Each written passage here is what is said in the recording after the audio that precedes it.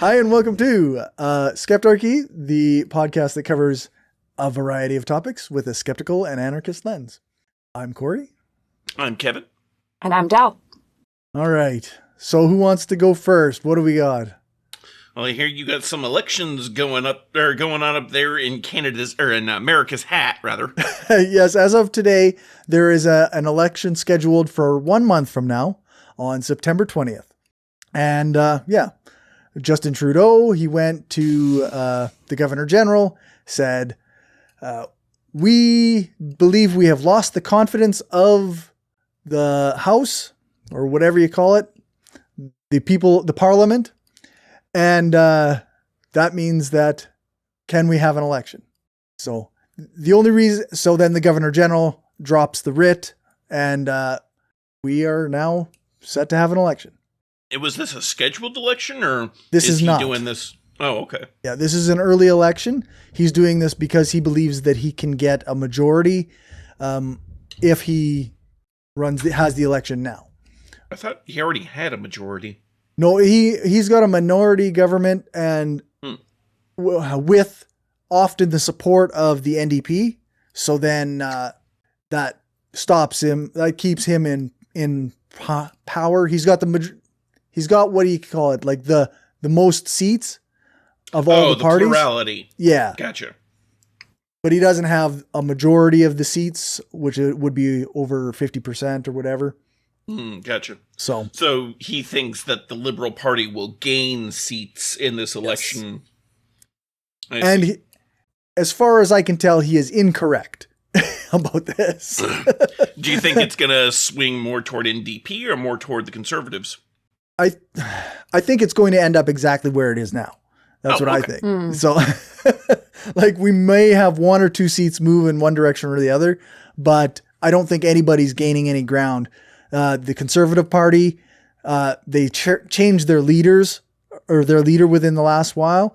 They did have Andrew Scheer, the least charismatic man on the planet, as their leader. And now they have Aaron O'Toole, who is like a less drunk Doug Ford.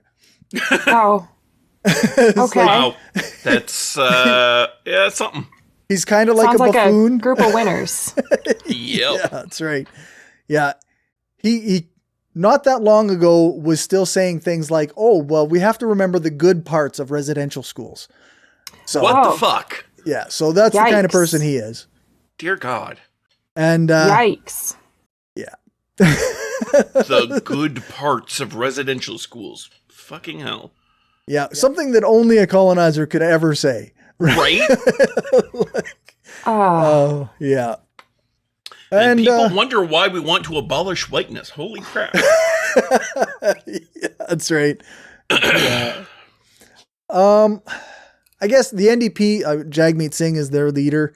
I like him as a person. I follow his TikToks. He's charismatic. He's, but the party doesn't have a really great reputation with people who are often like voting Liberal to keep the Conservatives out because nobody thinks the NDP can get enough support. Right. And right. I mean, that's self-perpetuating, right? So, yep. And but they have some seats right now, right? Yeah, the NDP. Yeah. Like, so they win some areas. Not my areas, not where I am. Yeah. That's Saskatchewan, probably. Which is why I can vote NDP without concern, actually, because I already know that my area is going to be a blue area. We're already going to go pretty much entirely conservative, so blue, which means conservative in Canadian. Yeah. Yes. The U.S. is actually the outlier where blue means liberal, although let's be real here, blue still means conservative here. Same with first and second place ribbons as well. It's the opposite in other places. In the U.S., blue is first place and red is second place, and it's the opposite in most places, which is really weird. We like blue more here in the U.S. Yeah, we're really into blue. Yeah, that's right. It's unnecessarily confusing. Yes.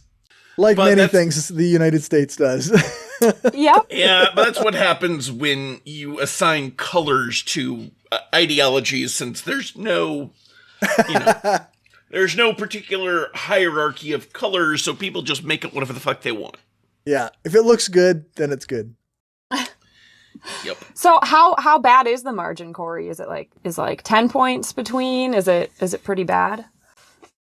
I mean, actually, not that long ago, it was looking pretty good for NDPs to get more seats than even the Conservatives. But I mean, that was a few months ago that I actually looked. I haven't looked yet since they just announced this about 5 hours ago. So. So this kind of reminds me when Theresa May called the snap election in the UK back in, 2016, 2017, and ended up losing seats for the Conservatives in the UK. So I have a feeling this is going to backfire on Trudeau. As far as provinces do, BC just did this very same tactic last year or the year before, and it ended up with them gaining a majority in their region, which then led to them approving clear cutting of old growth forests. But you know how that goes. It's NDP are still capitalists. So yeah, unfortunately there's no such thing as a socialist party in bourgeois electoral politics, because they don't allow them to succeed. Yeah. So one of the things that has kind of been going on lately is also that the Green Party is kind of a mess right now. They do often win 1 or 2 seats, but they have such a internal strife where they actually had an election for a leader, and then they elected a socialist to the leader of the party, but then somebody switched things around, and then that got contested, and it got it's just turned into a big mess, and there's all this infighting going. So they're quite likely to even lose the 2 seats that they have, or is it even 1 seat after the last election? But they're going to lose what they have, quite likely, which might be good for the NDP, because that means they could probably pick up 1 or 2 seats. But apparently the leader of the Green Party is running in a liberal stronghold. So that seems silly, but I guess whatever they want to do, right? Yeah. So when's this supposed to happen? September 20th. Oh, wow. They declared an election with only a little over a month to prep. That's we don't campaign long. Yeah, it's pretty normal. We don't campaign for longer than, I think it's 60 days here is the max. Gotcha. That's an incredible concept. Yep. It's so nice. Yeah, the idea that the idea in the US of declaring any kind of election with only a month is just absurd. Right. I don't know how you even get the infrastructure to work. I mean, that seems monumental. Yeah, it does. To get an entire country's a federal election set up in just a smidge over a month does seem like a ton of work. Well, I mean, that's I guess one could commend Elections Canada, because they do this they're always ready in a sense. Do they have a lot of full-time employees on this? Because in the US it's so much volunteers. There's a lot of volunteers at individual polling stations, but there is a lot of people that are the core structure of it are employees of Elections Canada. Yeah, because I have a feeling in the the US, Canadian government, is willing to put some money into the infrastructure. Yes. Yeah. Well, in the US, every state holds their elections separately, and so they have their own election laws, including what deadlines have to be met, and these deadlines are set, years in advance, because there's not really such a thing as snap elections. There are occasional special elections, but even those take a couple months to set up minimum. Like, I don't think I've ever heard of a special election in the U.S., and that's generally only held when, like, a particular politician dies or has left office and there's no obvious replacement. So, like, a good example is the recent thing in New York where Andrew Cuomo stepped down from the governorship. They don't do an election. They just appoint the lieutenant governor to finish out the rest of his term. So, like, generally speaking, you only see this in, like, most commonly with U.S. House representatives, because, like, that's specifically designed to represent the people, of a particular district. So, like, even in a Senate case, usually what they'll do is they will just have a governor, or, an appointee from the governor of that state take over the seat. Although occasionally they will do a special election for that. A lot of times the special election will just be the next election day, though, because, like, election day is a certain day every year. Right. So, like, you could be 9 months out because of the whole infrastructure involved. At least, it's just another line on the ballot if you just that was actually a big, like selling point, or one of the things, campaign promises that people have had in the past is that we would have fixed election dates. So every year, 4 years for sure, you would have an election, but it didn't end up being a thing that happened. So now there's always a variation. As far as the point spread, I do have it up here now. So the Liberals are considered to have 35.4%. with a plus or minus of 4.5%. And then the Conservatives have 29.7% with a plus or minus of 4.1. So in theory, if the errors went the wrong way, the Conservatives could end up with a plurality. But statistically, it's like a dead heat. Yeah. Because of the error margin. And the NDP is sitting at 19.8%, which is about 10 points behind the Conservatives. So that's where we're sitting. And then the Bloc Québécois, the party that only runs in Quebec, they have 6.7, and then the Green parties have 4.9, and then the White Nationalist People's Party of Canada have 2.5%. So I imagine the Québécois party is fairly conservative. They are right like now. Caucus. Oh. My dog, sorry. They caucus with the Conservatives, or whatever you would refer to that as in Canada. I don't. Sort of, because Conservatives have built up like an anti-Quebec kind of rhetoric over the decades. So, as far as policy goes, so the Conservatives were like, "Oh, look at these nationalists. Let's definitely not." Well, because they're French, right? They're French. You can't. Okay. No, it's an Anglo superiority thing that's been actually it's part of what separates Canada in a lot of ways, is that the rules for Canada apply differently in Quebec than they do the rest of the country because of the ties and concessions that were made when France gave Quebec to us. Right. So well, and I know there's like a lot of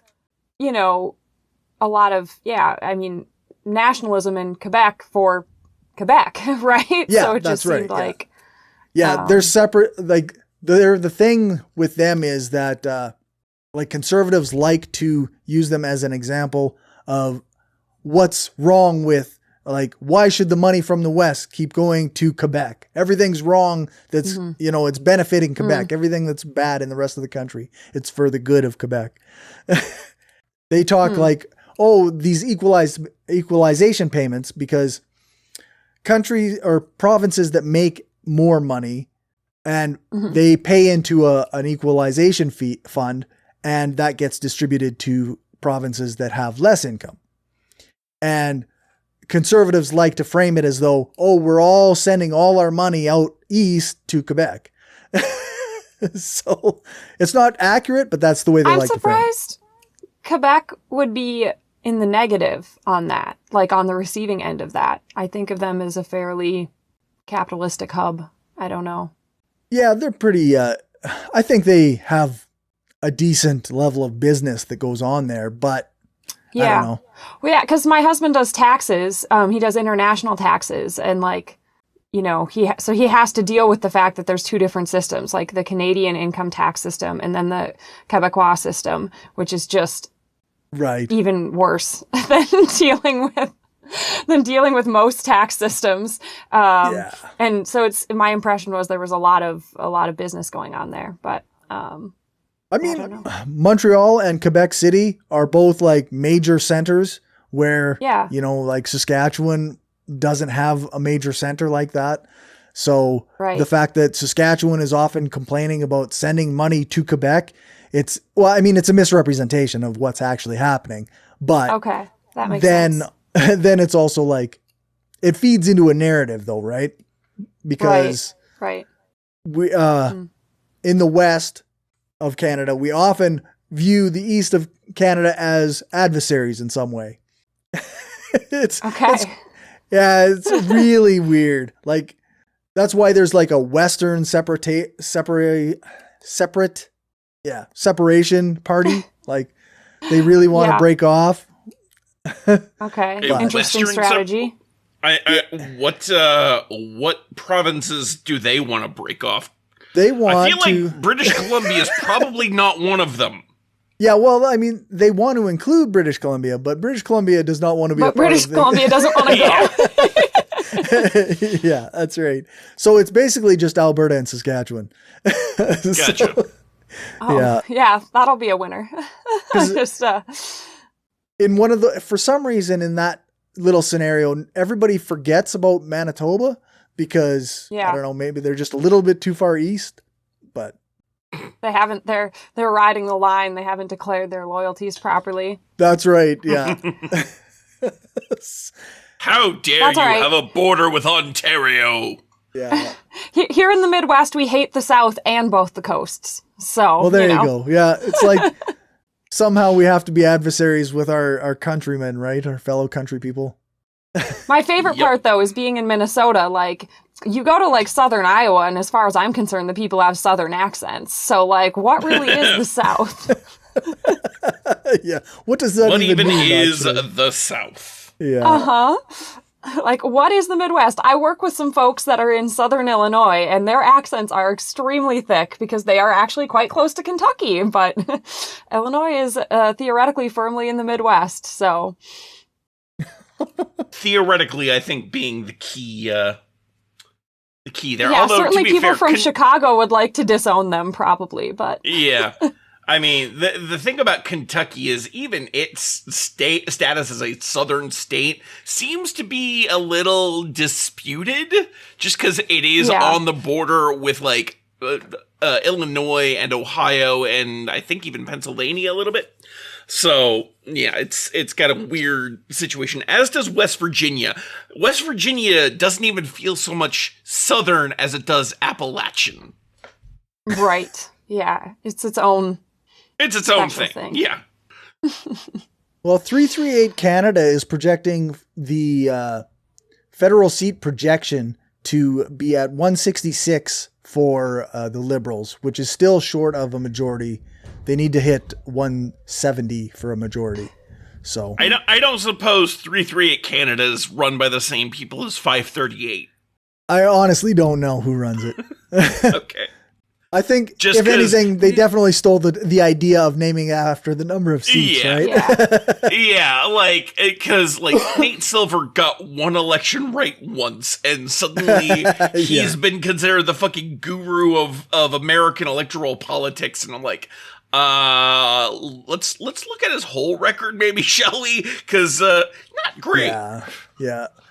I mean, I would presume that Trudeau called the election because even if it isn't projected at this moment to get a majority, he doesn't think it's going to look better in 6 months or a year. Right, you know? right. He thinks it's only going to get worse from here. Yeah, because... is there a point at which, like, the election has to happen if he hasn't called for it? Like, he can't just, like, chill forever, right? No, there does have to be an election. Usually it's called within 4 years, but I think they can have up to 5 or 5.5 sometimes. But, yeah, it's going to be... This is 3 years since our last election.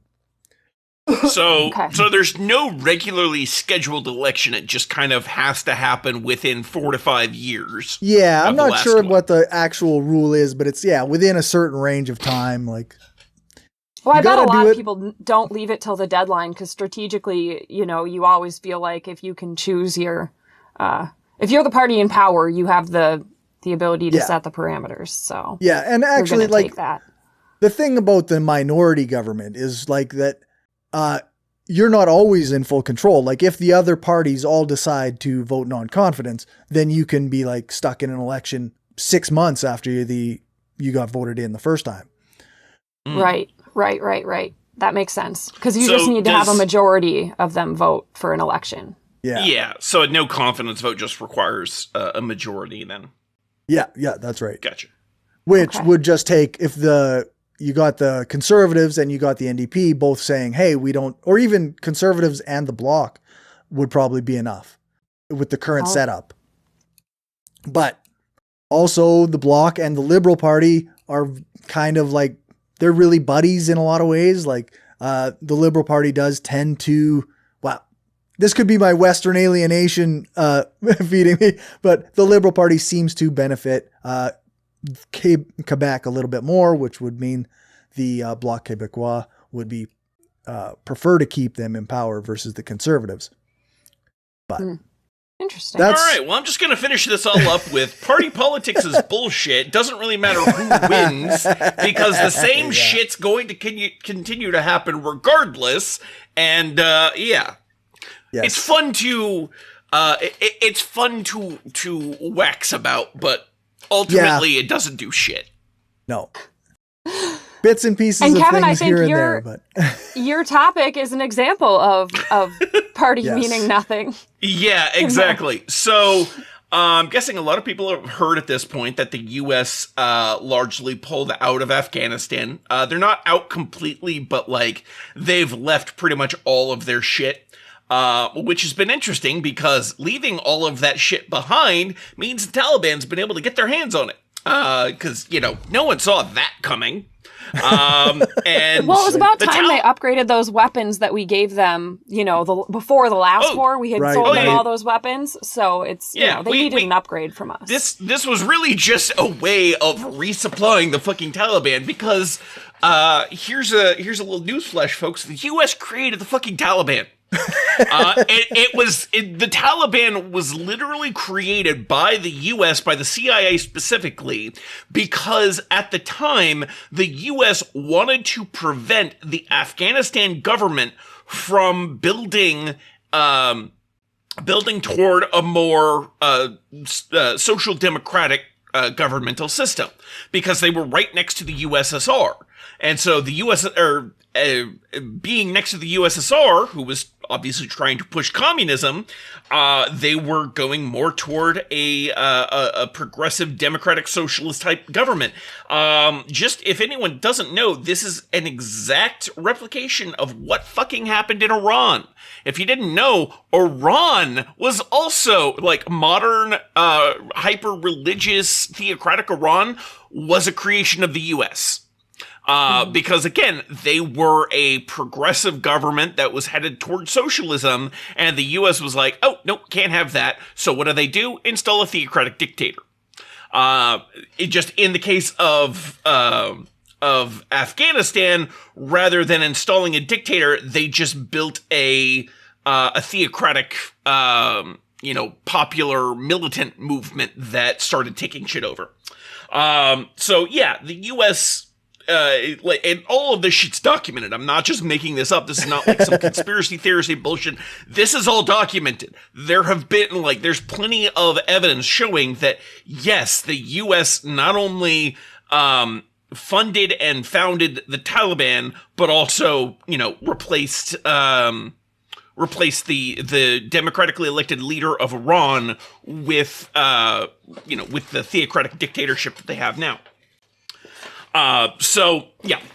Basically, what ultimately happened is after Biden declared the pullout of troops, they left pretty much all of their equipment behind. So that served as a nice little equipment upgrade for the Taliban, who has now been able to take over most, if not all, of the provincial capitals, and is now projected to take Kabul, which is the national capital, within, I think, a couple of weeks, is what I heard. Although, interestingly, I ran across an article today, which was that there is one single McDonald's restaurant in all of Afghanistan in Kabul, and it is currently being staffed by U.S. Marines. Nice. What? Yes. Why? Yes. The one singular McDonald's, because it was only used by U.S. military. Oh my God. Yeah, the McDonald's in Kabul was only used by U.S. military, or pretty much entirely. So yeah, it's currently being staffed by U.S. Marines, which is just wild. So anyways, basically, what appears to have happened is that the pullout of troops from Afghanistan, which had been, widely called for years now, finally occurred in, a large part. I think the final number was something like 1,000 troops left behind. So it wasn't a full pullout, but essentially. So yeah, all of the military bases were left unstaffed, unguarded. All of that equipment was left behind. And so the Taliban was able to swoop in, take it all, use that as, new military equipment to sweep through all of these various provinces, take over. Interesting thing about the Taliban, for all of the shit that, the U.S. media loves to hate on them for, the one thing they never tell you is the reason why the Afghani people aren't actually all that, opposed to the Taliban, which is when they come into an area, the first thing they do is provide for people food, water, medicine, and housing. Mm-hmm. Wasn't that kind of part of ISIS's strategy in the areas that they could keep a hold of too? This is big priority on services. This is common in all kind of Islamic militancies. When they take over an area, the first thing they do is provide for the material needs of people. Now, I'm not saying that this makes them good, but it does explain in a very significant way why there tends to be so little popular resistance against them. Because while even the people that they are, coming in and taking over recognize that, yes, their theocratic hyper-conservatism, you could even call it theocratic fascism, is, ultimately bad for people in the long run, for, the rights of people. The fact that they are coming in and doing shit that neither the locally established governments nor even the fucking U.S. military presence could do, that is to say, feed, provide people with food, water, housing, shelter, clothing, medicine, all of that shit. It's something that no one else has been able to do for them in any sort of consistent way. So, and when you're living in poverty, it's hard to turn that down.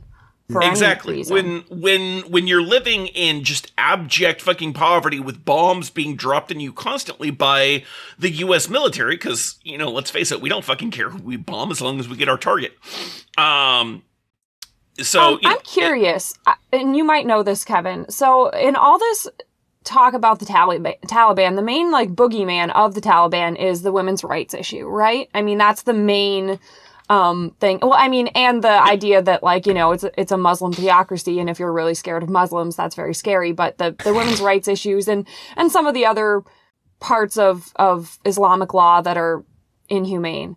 I'm seeing a lot of chatter that's as you were just alluding to, the Afghani citizens not fighting against the Taliban very hard. And I'm just curious though, did anyone ever try, or did just culture in the region prevent, did we ever try giving the women the AK-47s, since they're the ones who actually had something to lose? I'm just speculating. So interestingly, if you look at the somewhat nearby Syria, there is a group the Kurdish, of fighters, right? Yeah, so within the Kurdish military, there is a the YPJ, I believe it is. I don't know I don't know what those words stand for. They're all in Kurdish, but it's essentially the what is it?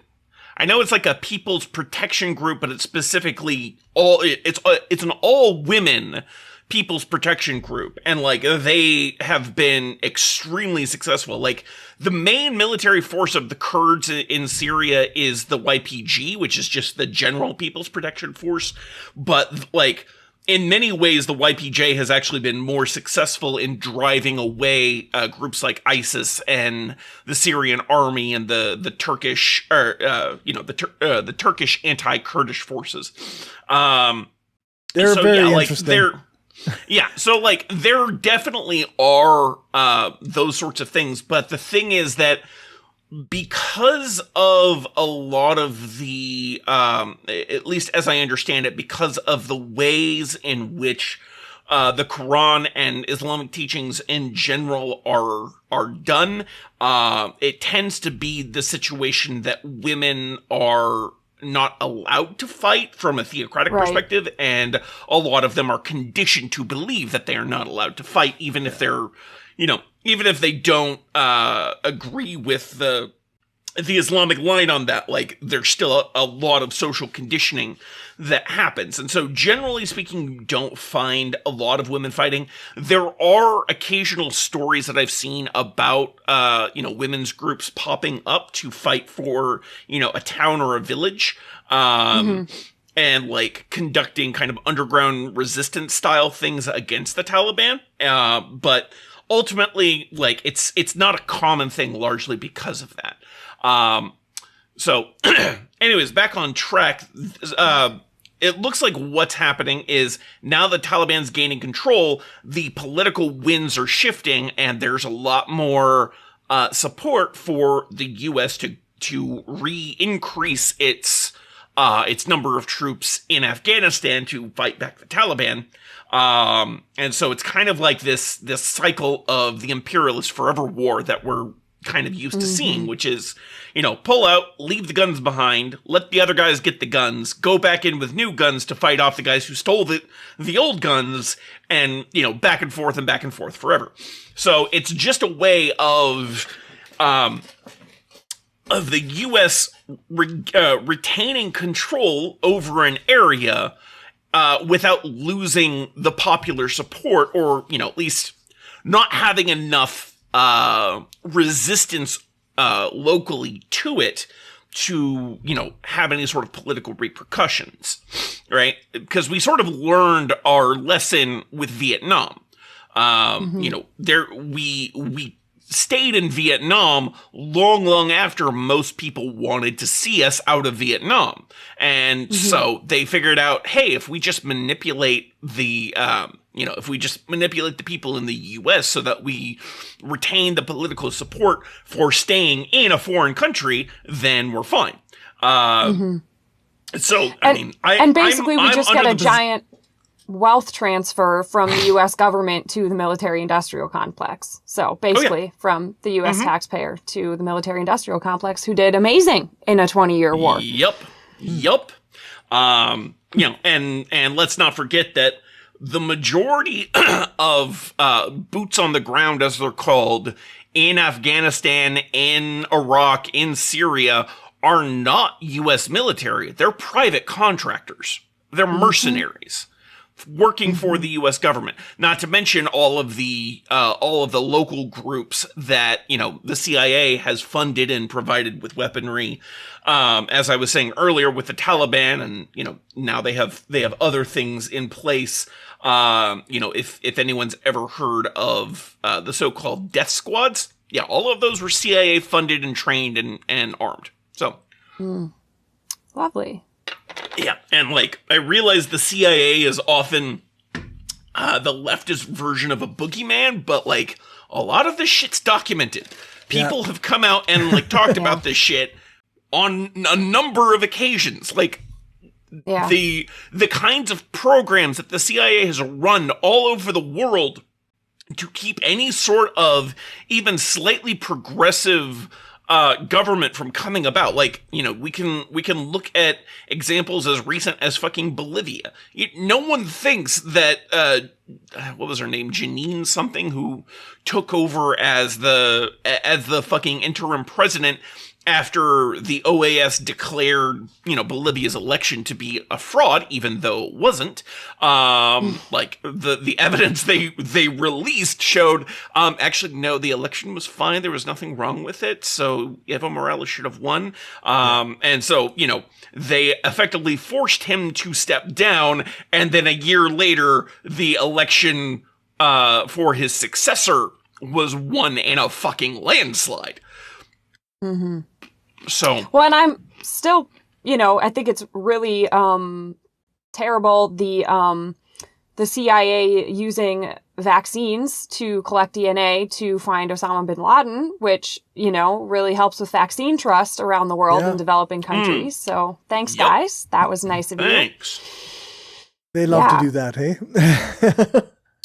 Yeah. So there's a reason that, like, a common reference to the U.S. in that part of the world is the Great Satan, because, like, yeah, this is a common thing. Like, we are considered, you know, deceivers and opportunists because, let's face it, don't you know that's because they don't like our freedom. They hate our freedom. Yes. Mm-hmm. Yeah, they hate our freedom. That's totally it. You know, it's not the decades of military action in their countries that we've, you know, been perpetuating. Not at all. Couldn't be. Clearly, they just hate how free we are. Yes. Yeah, that's it. And so free. Just in case anyone who's not getting the sarcasm. I hope it's clear. We're not free in the U.S. either. Like, to say that the U.S. has any measure of real freedom is bullshit. So let's just disillusion y'all there. We haven't been free since the country's founding. That is to say, unless you are a landowning white dude. And even then, like, landowning white dudes are still kind of, you gotta really be in the upper echelons of wealth to really have any true freedom in this country. Like, you know, Jeff Bezos has the freedom to go on a fucking taxi trip to space. That's freedom.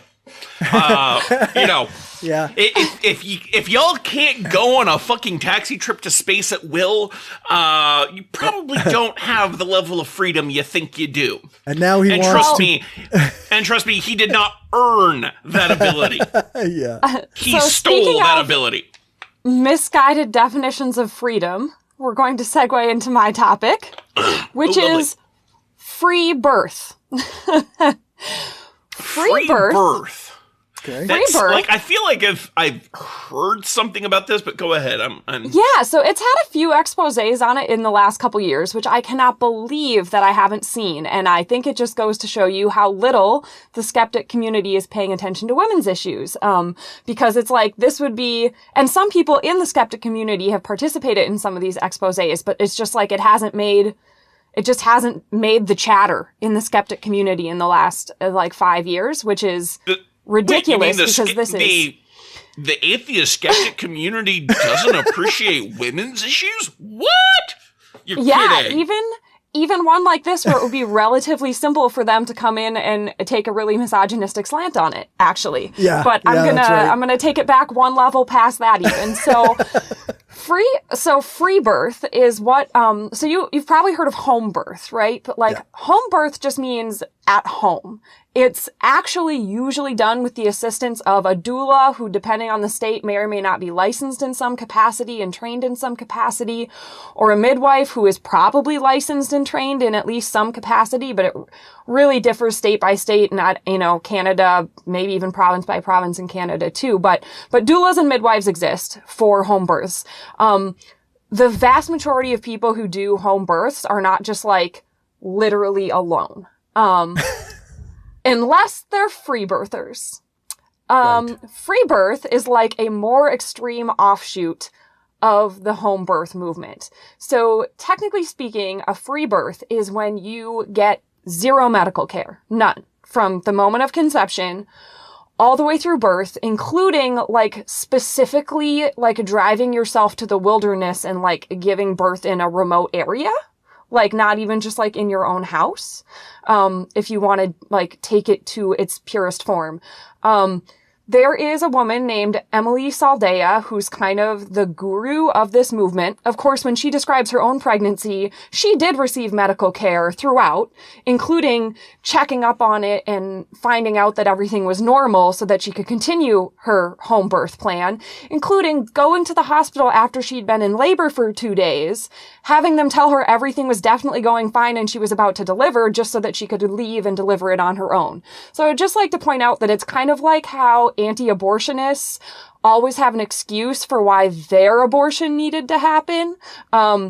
When you read the stories of people in the free birth movement, a ton of them actually do stop and get medical intervention when they're worried something is wrong and then continue on their own once they find out everything is probably okay, which is good. They should get medical care, but they enforce these standards of like shame on anyone who even thinks about medical care, including numerous Facebook groups where you are banned from the Facebook group if someone describes a complication they're having and you tell them, I think you should see a doctor for that. You will be banned from the group.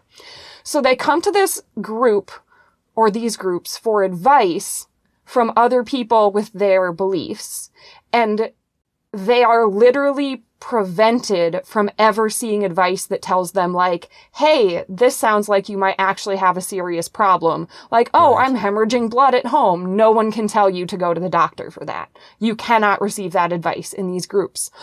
So some skeptical folks infiltrated some of these groups. They weren't any like big names in the movement that I recognized, and watched for babies dying, which does happen. A lot of times those women will just never come back to the group and post that their babies died, but sometimes they do. And one woman did, and somebody like reported on it on Pathos, the blog. And those posts have all been removed now, but it was I think it was 2018. And so this Emily Saldea was running that group. And in response to that sort of infiltration, she shut down the group to make it a paid-only service, because it's not safe on Facebook. So now you have to pay her to be in her forums, which presumably have those rules, and of course makes tons of money selling these classes for, you know, several $100s a piece on how you should not get any medical care because the only thing, they're super turfy as well. Of course. Super turfy. They are. I'm like, something like this has to be bioessentialist as shit. Yeah, which is why I'm mostly using the word women, because they're super turfy, so they wouldn't let you in if you didn't identify as a pregnant woman.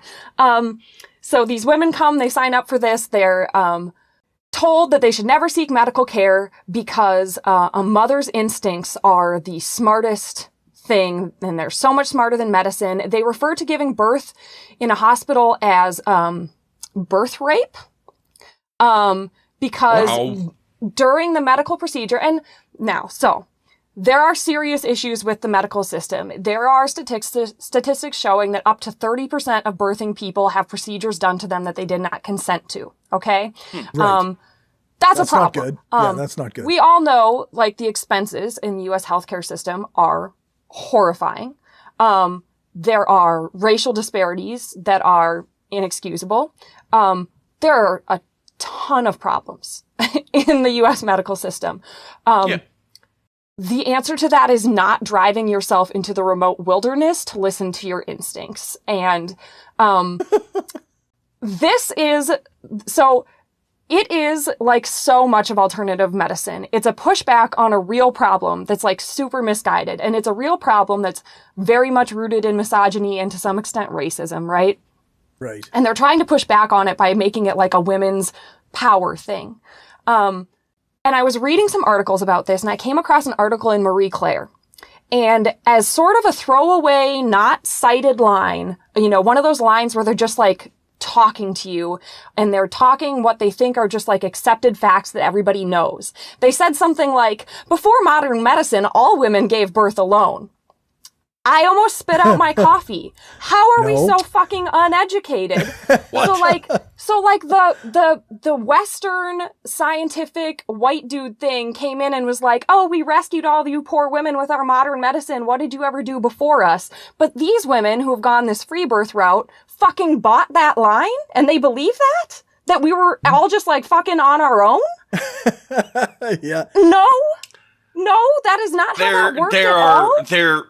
Just in case anyone's unaware, there are plenty of documented examples of societies all around the world well before the concept of Western medicine. And I'm talking like indigenous societies from Africa, from China, from the Americas, from Australia, from the Pacific Islands, all of these places, like, there were big fucking birth rituals in most of these because childbirth was a big thing. And like, there were, people lived in villages. They didn't fucking sit in tents alone to give birth. Like, that's not how humans work. Like, it reminded me of a lot of like what our show is about, right? It's about like humans without governments and Western science did not just like sit alone in caves by themselves, staring at their wombs and wondering what to do.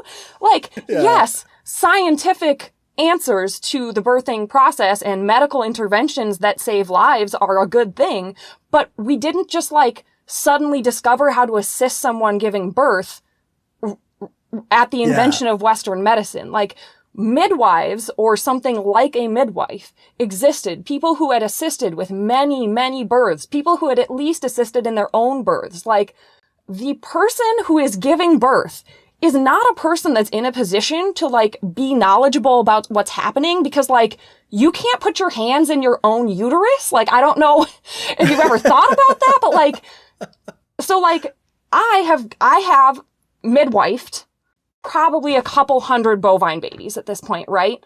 Like, I'm still every once in a while encountering a situation where I'm like, oh shit, I've never encountered this before. I need advice. And then I get advice and then I deal with it. And animals giving birth there is very little Western medicine involved. I have one drug I can use to induce labor.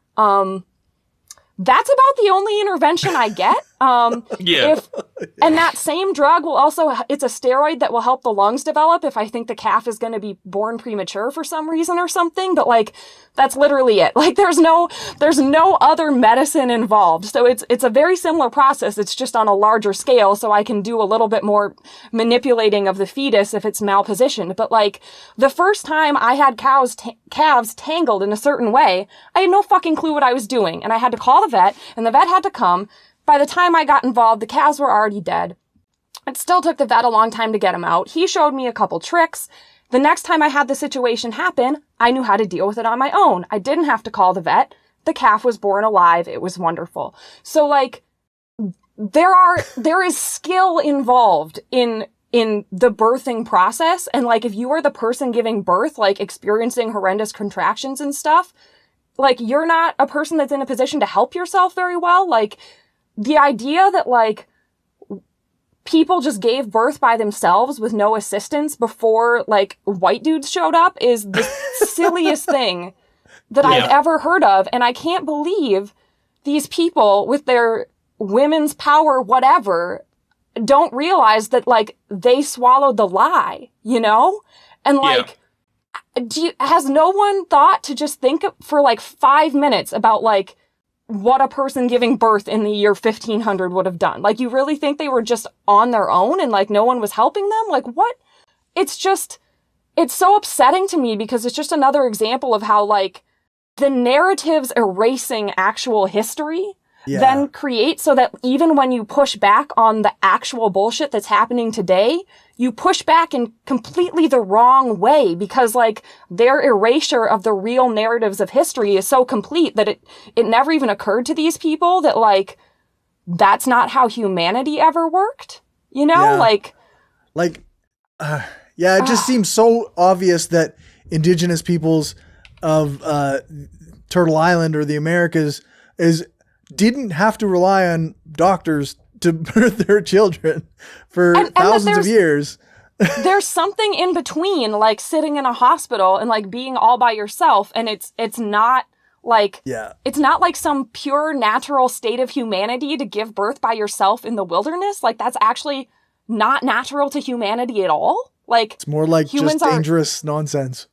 Yeah, like humans are natural community builders, and like what are you people talking about? And it's just like, oh, it's terrifying to me. And the worst part is like, so there's people that are like tracking how many, who still like stay in some of these groups and try to track like how many dead babies they're aware of. And it's really sad because the group has a little bit of like a death cult mentality around it. Like they will say that like, well, that was what was meant to happen. Like my baby was meant to die because I would rather that than go to a hospital and like maybe get an anesthetic I didn't want or something like that. And it's just really sad. Like, it's just really sad that like a Western medicine has mistreated people so badly that people are willing to let their kids die. And it's the same shit with COVID, right? There are people who don't just completely believe COVID is a hoax, but truly are doing like a death cult thing where they're like, you know what? Like, if my kids die, they die because that's better than, you know. I thought some of this sounded familiar. There was an episode of Behind the Bastards where he titled, How the Internet Spawned a Baby Killing Cult. Oh, yeah, okay. I've never listened to Behind the Bastards. I hear people talk about it a lot, but I talk about it a lot, probably more than I should. Oh no, my roommate too, she loves it. I mean I hear about Behind the Bastards a lot, but I'm glad somebody covered it and got it out there. Cause like I said, like this seems like such a no-brainer for the skeptical movement, but they're not into it because it's about women. So that's two topics actually that So I was curious whether or not humans were the only animal to have some form of assisted birthing. I'm not talking about like what you were with a human assisting in another animal's birth. I'm talking about like other animals who essentially use midwives, and like there are multiple other animals. Like we're talking various other primates. Hell, there are fucking hamsters who use midwifery, from what I can see. So like this isn't even a human thing. Other animals you use midwives or something to that effect. Like the birthing process is incredibly complicated, extremely prone to all sorts of complications because you are literally building a separate organism inside you and then removing them from your body to which they have been directly connected via nerves and blood vessels and all this shit. Like, it's not a simple process. It's not like laying a fucking egg. To be fair, building an egg inside your body and then putting that out also a fairly complicated process. Like, you know, you look at the fucking structure of a chicken egg. Are you kidding me? It's like the amount of calcium that goes into the process of laying eggs. It's all very fascinating. Oh, jeez. Yeah, like if you've ever looked at the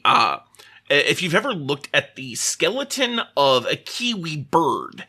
And then compared it to the size of its egg. Like, that egg takes up 90% of its abdominal cavity before it's laid.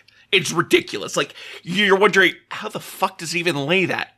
It honestly boggles the mind. But going back to this, like, midwifing in animal communities, not uncommon.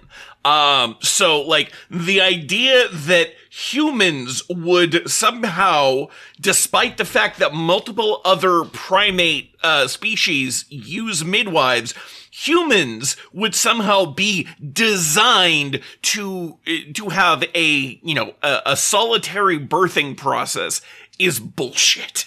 Like, there is no argument, whether from zoology or anthropology, that says that humans somehow are designed to birth their children by themselves. We are a social species. Lots of social species have various birthing rituals where the mother is assisted in having their child.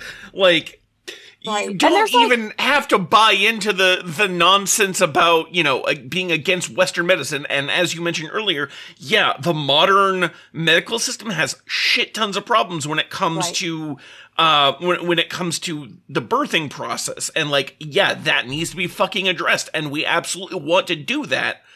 And you don't get to use that for defending your don't ever visit a doctor for anything in your pregnancy bullshit. And it's toxic independence. It's individual, a toxic individualism mixed with and they're not even getting their own fallacy right with the natural thing. Right. The naturalistic fallacy. It's they're not even, it's just a wrong on so many levels, and it's just so upsetting. And I mean, one of the arguments it's the natural way to give birth. No, it fucking isn't. There are things that are there are some things that are really simple to fix if you literally just have someone there that knows what to look for. A poor presentation, or twins where you're getting one leg of one and one leg of the other. And in 3 minutes, if you just have another human with you that knows how to check that and can just rearrange the babies, now you have 2 live babies instead of 2 dead babies and a mother in sepsis. Okay. So there's just, it's, and like I said, I assist animals with giving birth all the time. And I know what I've learned mostly without the assistance of any medical anything, right? Other than just my own experience doing it over and over, hearing advice, reading advice. Certainly I've, learned things, right? But it's mostly been on the job, sort of, someone experienced telling you, this is what you're feeling. You only have one leg. You can't get a baby out if you only have one leg. You gotta have both legs. Okay. And it's it is so nonsensical to me, and just so blatantly nonsensical to say that the only person who has any expertise and could be assisting in any way is the person giving birth, is just so nonsensical and upsetting. And I just couldn't believe. It's dangerous. And it just, we have to do a better job of addressing some of these issues in our current medical system. And the problem with this stuff is even if we fixed it all tomorrow and nobody ever got any non-consensual procedures starting tomorrow, right? And all the race issues were fixed tomorrow, it would probably take 2 or 3 generations before we fix this shit as far as the trust issue. You know what I mean? So we're still driving people away, and not fixing it. And even once we fix it, it's going to be a 50-year process, if not more, to get people's trust back. So goddamn, we got to get on it, And it's not even really starting. No, it's not. It's so especially in the US, it's so tied up with profits and insurance companies and all of this shit that you can't even start to address any of the real problems with it. And just to throw in a bit of statistics here. So there was actually research by a primatologist named Pamela Heidi Douglas, who observed 39 live births across 31 different species of primate. In only 5 of those 39 live births was the mother in isolation. The rest were in the company of band or troop mates from the group that the mother was a part of. So even if it's not a direct midwifery thing, which we have actually observed in bonobos specifically, even if it's not a direct midwifery thing, there's still a social aspect to that. Yeah. And then if you look at the anthropology, literally midwives are some of the most what's the word I'm looking for? Revered figures throughout various human societies. Midwifery is considered one of the most important roles in any society because they revere the process of giving birth. and like you want that shit to go well. So right, and birth was really dangerous for babies and for the people giving birth. It was extremely, resource consuming. It's very emotional, like still to this day, like, and somehow like, and people walk through the world thinking that they didn't even exist because and we're super great at teaching a terrible narrative. Birth is an incredibly traumatic experience on the body. You are shoving an entirely new organism through a hole that was not designed to handle anything of that girth, right? Well, right, because human hips are just like the way that evolution did humans is not, it didn't go. It hasn't been good for the birthing process. Like, it's particularly bad in modern Homo sapiens compared to a lot of other species of animal. Like, it's not good. What a poor design. So, it was not designed well.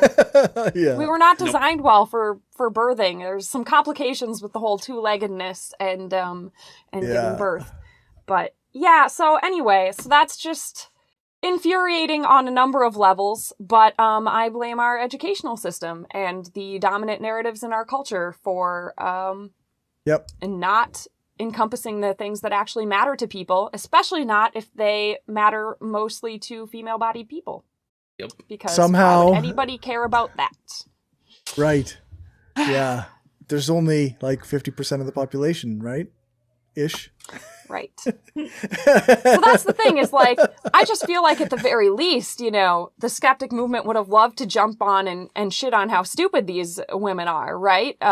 Even if not taking it one step back to why they're so upset and why they're responding in such a silly way is because they've been misled. But not even that. Yeah, it's an unfortunate example of, like, a problem in the system being compensated for in the most extreme and ridiculous way possible. Yeah. Which, let's be real here, like, that's a lot of, like, when you look at a lot of extremist things, a lot of them have legitimate reasons to be doing what they're doing, but they take it so far in the other direction that it becomes a whole other problem. Mm-hmm. Yeah, it's really interesting to me that, like, I would bet, Cory, that Behind the Bastards episode focuses a lot on Emily Saldea herself, and, like, a lot of these exposés do as well, because she seems to be kind of, like, the main leader of this movement, and it's been years and years of exposés on dead babies, and she is still extremely active to this day. Right, with her movement and her classes and her forums. One of the footnotes for this episode, it says Emily Saldea is ethically responsible for baby Journey Moon's death as if she had taken out a gun and shot her. Which is the title of an article by the Skeptical OB, actually. Nice. Amy Tudor. Yeah, and I'm a fan of the Skeptical OB. She's got a lot of good stuff.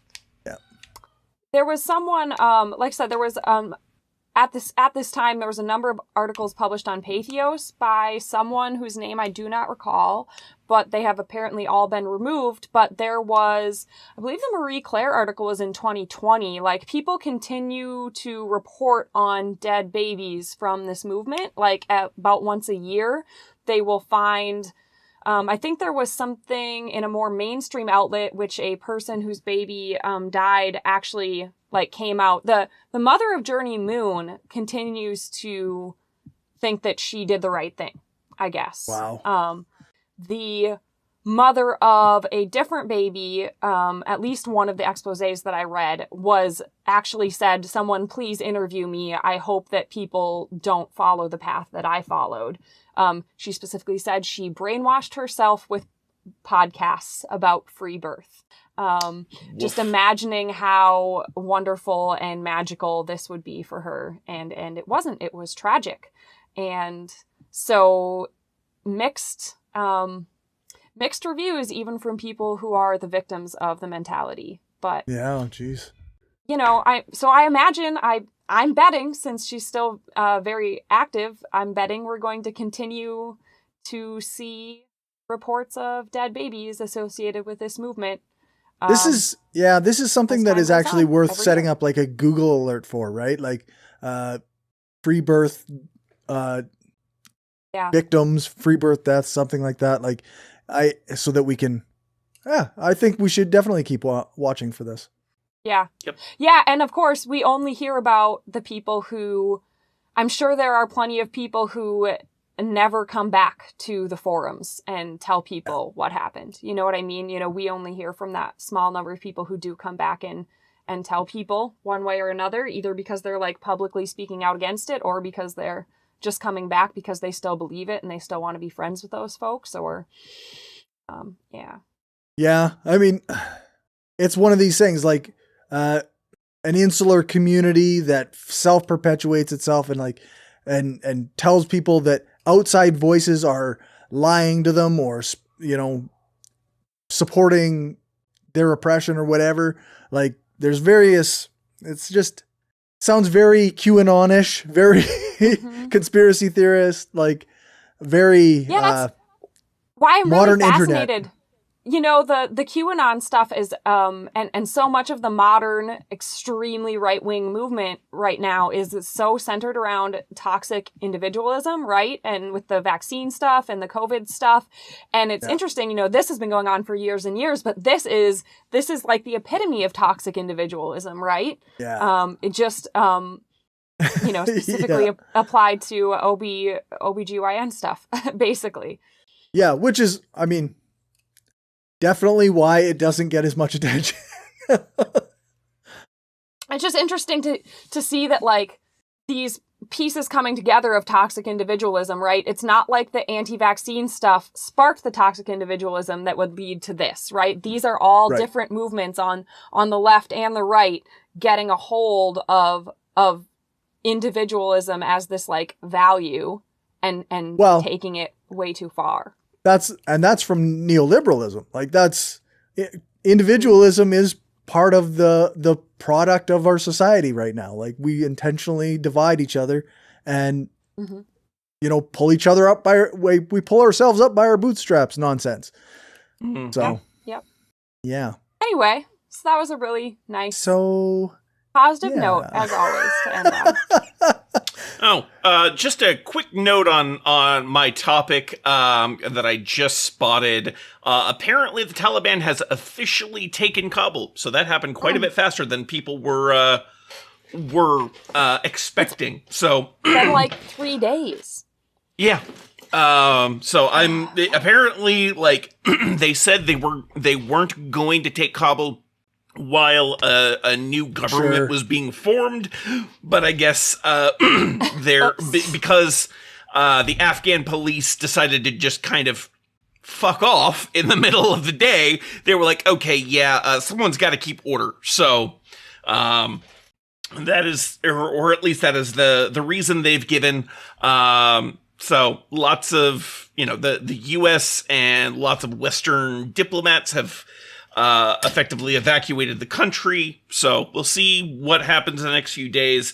I absolutely believe the U.S. is going to find a reason to reinvade and do it probably even more than the initial invasion 20 some years ago.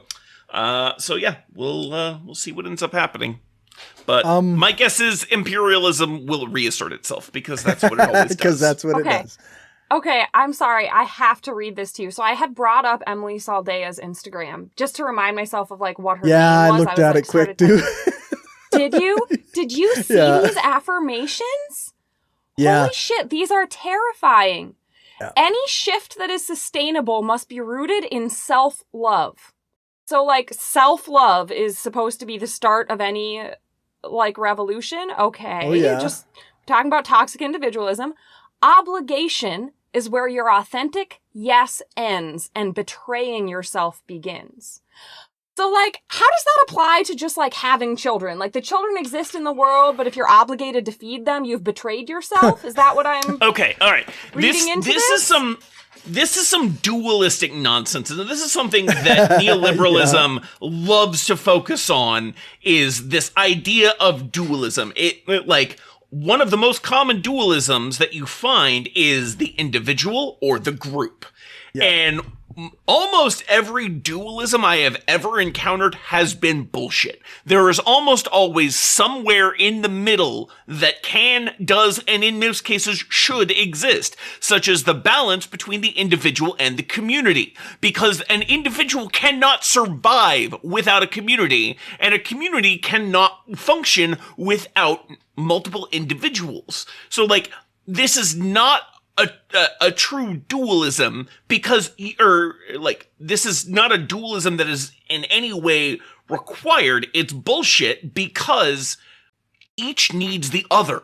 So this shit about like, the only true revolution comes out of self-love, and then as soon as you have an obligation to anyone else, you're betraying yourself. Any obligation. Any obligation to any other person, and that is just some right-wing libertarian ANCAP bullshit. That is just... Also, you can pay her to not become a midwife or a doula, but she will train you for money to become a radical birth keeper. Of course. What the fuck does that even mean? What the fuck is a radical birth keeper? It's the person who went through her training to do things right, because midwives and doulas, depending on the state, still have some obligation to give medical care or medical advice. And sometimes they're even legally required to, like, call the hospital for you. Or they call might even have a license of some kind. So therefore... They may have... they may be licensed. So this is a person to assist in birth that isn't beholden to the laws about getting medical... Okay. Yeah. Okay. Yes. Like, that... But you have to pay her to learn nothing. You have to pay her to learn your nothing about medicine and giving birth, but you are not giving free birth, according to this other meme. It is not free birth if a midwife, doula, or radical birth keeper is present.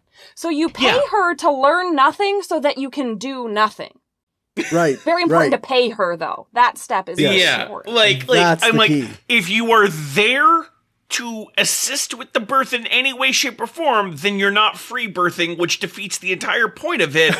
And people buy into this? Like, this is so obvious, and I'm baffled. I am baffled. I'm sorry. I just saw this thing that having any obligation is betraying yourself to anyone. Yeah. And I mean, I guess I should get divorced in that case, because, I have human beings in my life whom I care about, and what she's saying, like, is that nonsense. Like, even the act of having a kid, like, doesn't make you obligated to care for that child? I don't know. I do not understand how that concept is compatible with responsible parenthood in any way. Like, no. I am not a parent, primarily because of the obligations to other human beings involved that concern me. But, like, Cory, you're a parent. Would you say you have obligations to other human beings? Yes, I would say so. Because of being a parent? I think you have to keep them alive. That's most the of what parenthood is actually involves your obligation to other human beings. Yeah. I'm just oh my God, that's just, it absolutely hurts my head to think about. Oh. Yep. Okay. Anyway, sorry. That was just... No, that's fair. Before we go, I also wanted to mention, like, we talked a little bit about Rojava and the autonomous zone that's run by anarchist women. There's Robert Evans, the host of Behind the Bastards, has another show called Women's War, where he went into the area of Rojava where it was the autonomous zone and spoke to some of the people who were working there and kind of found out how it runs and some of the stuff that goes on there. It's very cool. It's very anarchist. It's kind of based on a lot of Murray Bookchin's writings. So the one of the most common kind of ways of thinking there is a philosophy known as democratic confederalism, which was kind of brought into conception by a man named Abdullah Öcalan, who is currently being held in a Turkish prison because, he dared suggest that Kurdish people have rights. But his writings and his ideas were largely based on Bookchin's communalism. So yeah. Very cool stuff. All right. You can find us at skeptarchy.com. Our Twitter is at skeptarchypod. Our Facebook page is facebook.com/skeptarchy. And you can send us an email at skeptarchy@gmail.com. You can find me on Twitter at AncomPsychom or on Twitch over at Anarchist Laboratory. There. You can find me at More Cowbell on Twitter, Dell on Earth on Facebook. And I am at Skeptical Lefty on Twitter and facebook.com/CJBrainstorm. And all of our links, everything that I could find on any of us is going to be in the show notes or on some page somewhere. Cool. Awesome. Thanks, guys, for the chat. Have a good one. Thanks. Have a good night.